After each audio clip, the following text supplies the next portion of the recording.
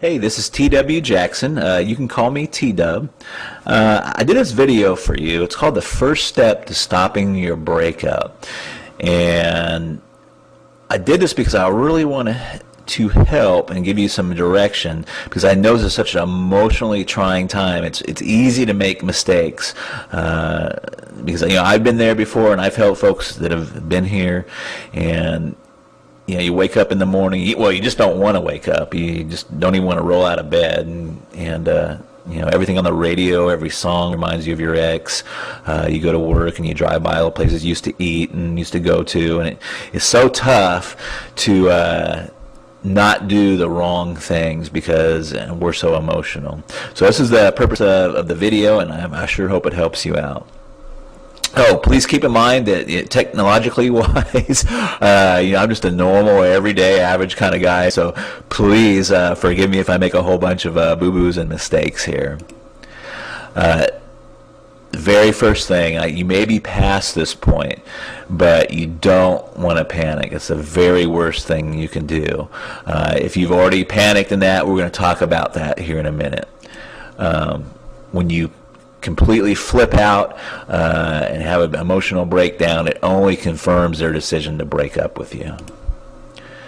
And of course it pushes them farther away. If you're being clingy, if you're just demanding they spend more time with you, you're demanding they talk with you about this, it just pushes them farther away.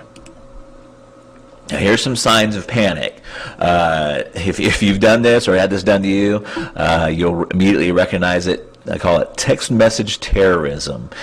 And it's basically just sending a barrage of text messages trying to stay in this person's life, and trying to get back together with them, and just trying to find out exactly what happened.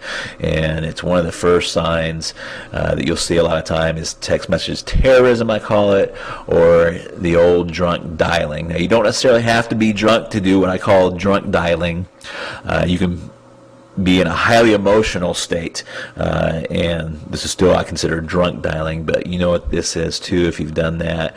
It's just calling over and over and over again, especially if you're getting the voicemail, and you want to basically professing your undying love, or how much you're sorry for what you did.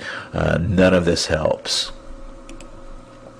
Arguing about the breakup, contacting their friends and family. Now, this is kind of an interesting one.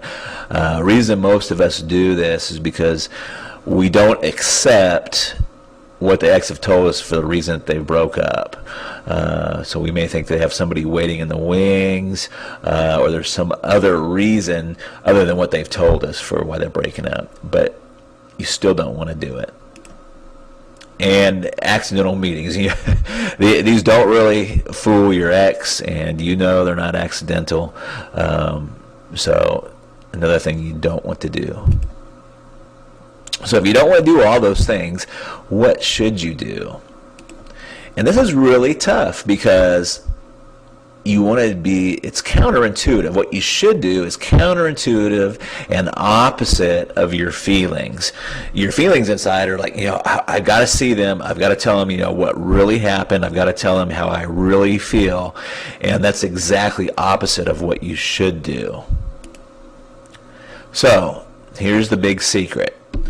For right now, you want to agree with the breakup. That's right, you just calm, you're cool, and you agree with the breakup. Again, that's calm, and you're cool and okay with it. Now, you may already be past this point. Like I said, you might have already kind of freaked out a little bit. Don't feel bad, that happens. But if you run into them again or see their friends or family, you now want to be calm, cool, and okay with the breakup. And the big thing is you'll be way ahead of the game if you just don't do all that crazy stuff. We're talking about the text message terrorism, the drunk dialing, and trying to see all their family and friends in that.